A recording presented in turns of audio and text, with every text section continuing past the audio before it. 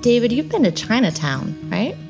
Of course I have. Yeah, for years. I've lived in the city. I moved to the city in 1995. So, yeah, I've been there I was many, just many getting times. out of college then. Yeah, well, thank you very much. Yeah, okay, whatever. Oh, you love to rub it in. Yeah, I've been there many times, and I have so many fond memories of eating there and walking through the neighborhood and buying things there and shopping there. It's a great place. Yeah. Any particular memories stand out for you? I think it's the very first time I went to a dim sum palace. Palace. You should feel comfortable in a palace, Exactly, right? And it was big, and I want to say it was on the 4th floor or something like that. And I had never been to a dim sum palace. I'd had dim sum a little bit before that. But what I was so fascinated by was these women who were pushing these trolleys with all kinds of dim sum, piled high with dim sum. And in my mind, I was choreographing this fabulous musical theater number where they're pushing the carts all around and everyone's singing and it was just magnificent in my mind. And of course it was. Of course, it was only surpassed by how good the food was. It was a knockout, just a knockout. And I even had a acupuncturist down in Chinatown for a while. Oh, interesting. Well, I agree. Dim sum is just something you have to experience. Yes. Right? I experienced it for the first time as a kid. That was probably about the same time that you had just moved to New York on your own. Oh, yeah. Okay. Thank you. It was incredible. Yeah. But I have other fonder memories of Chinatown. You know, I've been in D.C., I've been in San Francisco, but New York's Chinatown. And I'll never forget the first time walking down a sidewalk, and there are frogs in buckets. Yes. And dried mushrooms, the likes of which I had never encountered before. And finally, after years and years of reading about these ingredients like, you know, palm sugar and fish sauce and, you know, cacao mani and all these things that I couldn't get my hands on, that was pre-Amazon, or actually when Amazon was just books. Right. There they were, right in front of me. It's amazing. It's incredible. Well, the sad thing is that Chinatown that we both love so much, it's disappearing. Yeah. I just read a survey recently of New York City restaurants and bars, and they say that more than 80% of the owners can't even pay half their monthly rent. Oh my God.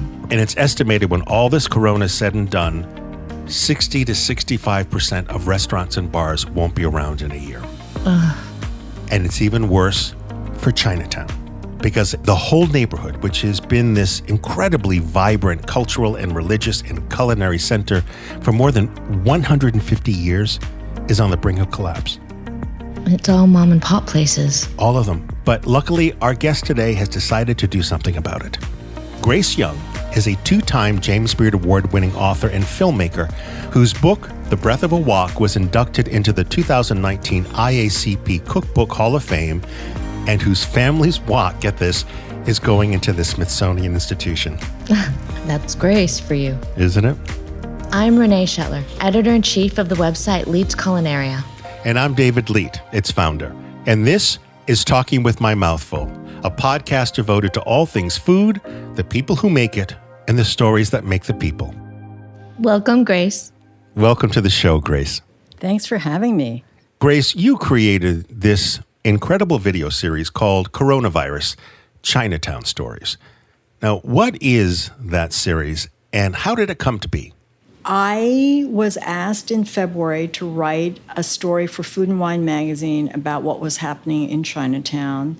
And at that point, the coronavirus began impacting Chinese businesses starting in January. New Yorkers weren't going down to Chinatown because they were afraid they would catch the coronavirus. Local Chinese already knew to shelter in place. So Food and Wine asked me to write an article just to get New Yorkers to start supporting Chinatown again. And the article that I wrote was really well received. And so many people start showing up and giving their support. And then I did an interview with the local NPR station. And then by March, there's a wonderful museum in New York City called Poster House. And they had just started an exhibition called The Sleeping Giant, which is a Chinese vintage poster exhibition. They had reached out to me to ask me to do some auxiliary lectures about food and culture. But by March 10th, all museums in New York City had shut down. Right. And on March the 13th, I remember it was a Friday, they contacted me and they said to me, we know that Chinatown is hurting. We have this Chinese exhibition. We would like to do something to help the Chinese community. Do you have any idea of what we can do? And I said that I had just been thinking about the fact that I wanted to go to Chinatown and do interviews with Chinese restaurant owners, shopkeepers, and to get a feeling for what they were experiencing, what they thought the future held for them, just get a pulse of what was going on. And they said, if you can do this, we will post it on our website. So I put out a request on Instagram asking if there was any videographer who'd be willing to volunteer their time. Wow. And this wonderful guy, Dan Ahn, spelled A-H-N, said he would do it with me. So we went down 2 days later to Chinatown.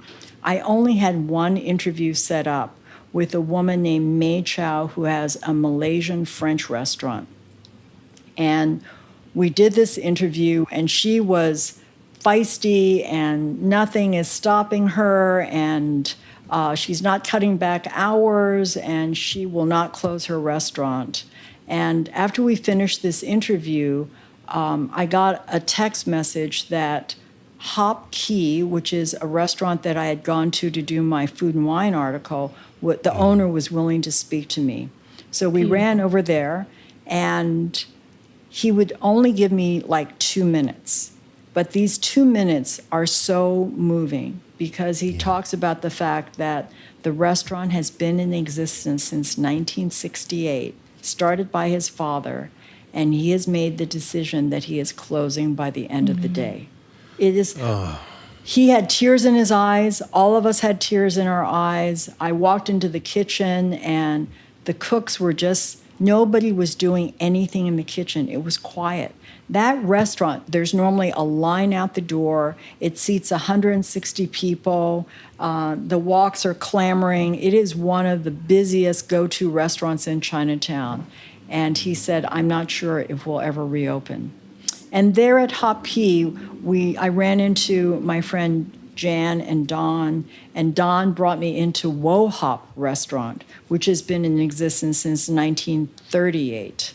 And he did a quick interview with me. And he said, I don't know how he knew it, but he said, tomorrow, 70% of restaurants in Chinatown will shut down.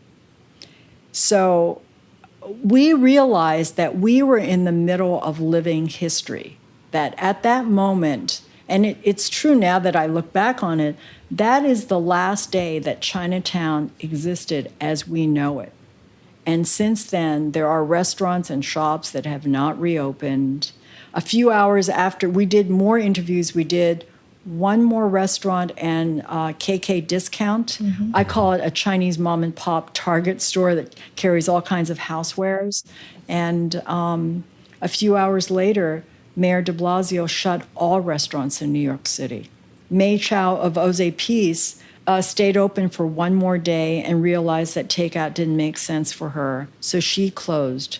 And so we went back and re-interviewed her 5 days later, and she said she had survived. Her restaurant back in 9/11 had survived 9/11, and this was far more devastating, and she had no idea what she was going to do. So she went from being feisty and we're doing this to I have no idea what, this is just too devastating. I am completely depressed and unable to figure out how to move forward. So we have been recording these stories, and for me it's been very unusual because I'm a cookbook author. Right. I am not generally a filmmaker, but I've gone from walk therapist now to coronavirus Chinatown stories. But throughout the pandemic, working on these videos has actually given me a sense of purpose, and it has actually helped me to move forward and to focus on trying to help Chinatown and bring awareness to people of what the Chinese community is dealing with. And it is absolutely heartbreaking. And it's not just Manhattan's Chinatown, it's San Francisco's Chinatown, it's Chinese restaurants all across the country and mom and pop stores. And I read a statistic the other day that 233,000 Asian American small businesses have closed between February and April. And Manhattan's Chinatown and San Francisco's Chinatown, they are historic Chinatowns. I mean, we have Chinatowns in Sunset Park and Flushing, and New Jersey has, their Asian markets, and there are huge Asian communities everywhere now. But for me, San Francisco and New York's Chinatown represent such an important part of Chinese American history in this country. And when these businesses fold, the community folds. It will not be the same. And Chinatown in New York was already being squeezed a bit by the neighborhoods around it. Absolutely. And getting smaller. And yet it was just this iconic part of New York City. Some of my best memories, honestly, are from the days I would play hooky from work. David, you didn't hear that. Right. And take the subway down and just I agree. Experience it. Some of the incredible dim sum palaces we used to go to and some of the shopping for fresh fish and vegetables down there was amazing. But it's all mom and pop places. 90% of the businesses in Chinatown are mom and pop. And throughout New York City, Chinatown is the only ethnic neighborhood that is really left, right? Everything else has been gentrified. The mega stores, the box stores, So if we don't protect Chinatown, Washington, D.C.'s Chinatown has this beautiful Chinese arch, and right under it, I think there's a CVS or a McDonald's. I can't remember and a what. bank just after that, and yeah. So it's waiting to happen, and it's happening right now. Just the other day, one of my favorite restaurants, 69 Bayard, after 65 years, it's closing. My favorite produce store, Mei Li, after 40-something years, closing. So it is heartbreaking, and we see it all across the United States. All businesses, all restaurants are suffering. But the Chinese community, of course, is dear to my heart. And you realize that this is such a unique community where you can find everything. And it's not just restaurants and shopping for food. No, not at all. I've written about the fact that there's a cobbler on Elizabeth Street who works on the sidewalk. And when it's a rainy day, he just has a piece of tarp over his head. Ergonomically, he doesn't have a proper work surface, a lamp, a chair, and he repairs shoes and sharpens knives. His name is Abbo. It's incredible. You can find everything in Chinatown. This past weekend, I've been going to this florist shop for ages. They started selling pesticide-free tomatoes for $1.19 right in front of the shop. They just set up a table, and I'm like, where are you getting this? And they said, a local farmer. And I thought to myself, how is the farmer and this shopkeeper making any money charging $1.19 a pound? But this is Chinatown. And I brought home these tomatoes, and they were better than anything I could get at the farmer's market at Union Square, where I'm paying $5, right, for organic. Right. Chinatown is just this amazing place that is, you just have to dig a little bit, and it's wonderful for exploring. KK Discount, this mom and pop store, Mr. and Mrs. Lee have owned this for over 30 years. He was a waiter. This was his big dream to open up this shop. And when I go into KK Discount, the place is packed full of goodies. And I just love being there because I always discover something that I didn't realize that I needed desperately. He has these great skimmers that are wonderful for when you're making stock that just pulls up the fat. I've had more expensive French skimmers that aren't as good. He has a great selection of rice bowls and teapots and rice cookers. And he sells bamboo steamers, everything. He's got it there. And it's wonderful to support a mom and pop business, right? Amazon doesn't need 1 more cent from us. But these people do. These people do. What you're doing is an extension of what you set out to do, just in a manner in which you never envisioned with film. Yeah, exactly. Can I just mention one more great place? Because it might be wonderful for your readers. One of my favorite supermarkets is Po Wing Hong, and it's a family-owned supermarket, and they're just starting an online e-commerce store. So if you're just living in a small town in America and you can't get certain ingredients, they have it. Grace, it was incredible talking to you, and we will include in the transcript of our podcast all of the locations you talked about, and we're encouraging all of our listeners and all of our readers to go there or order from them if they can't get to New York City to help support this very important cultural center in New York City and also cities throughout the country. Thank you so much. Grace Young has been writing about Chinese food for more than 21 years. Her award-winning books include The Breath of a Wok and Stir Frying to the Sky's Edge. Her video series is Coronavirus Chinatown Stories, which she created with videographer Dan Ahn and which will be featured online at the Smithsonian this October. You can find out more about Grace at graceyoung.com and view her series at posterhouse.org. Renee, this week, instead of talking about specials, let's tip our hat to the Chinese community, their wonderful contribution to the culinary world. What do we have on the site from China? That would be my pleasure. So, of course, we have recipes by Grace, including her cashew chicken, which is one of the most popular chicken recipes on our site. It's a great recipe, everyone. And then we have the hot and sour soup from the famous Joanne Chang. This is actually her mom's rendition of the soup. Okay. And you're not going to believe it comes together in 20 minutes. And yet it tastes so complex. First of all, you'd never imagine you could make this at home at all, let alone in that short a time. But it really doesn't require any outlandish ingredients. It's all incredibly accessible. We also have Joanne's fried pork dumplings recipe. Whenever you need a Saturday afternoon project, this is what you want. Trust me on that. And then we take things a little untraditional, but this is from Grace herself, so I'm okay with that. It's wok popped popcorn. The wok is the absolute perfect vessel for popping corn, right? Enough space at the bottom for all the kernels to get some heat, and yet ample room for them above to kind of, spread out and get distanced from that heat as they pop. Sounds great to me. Everything sounds great to you, David.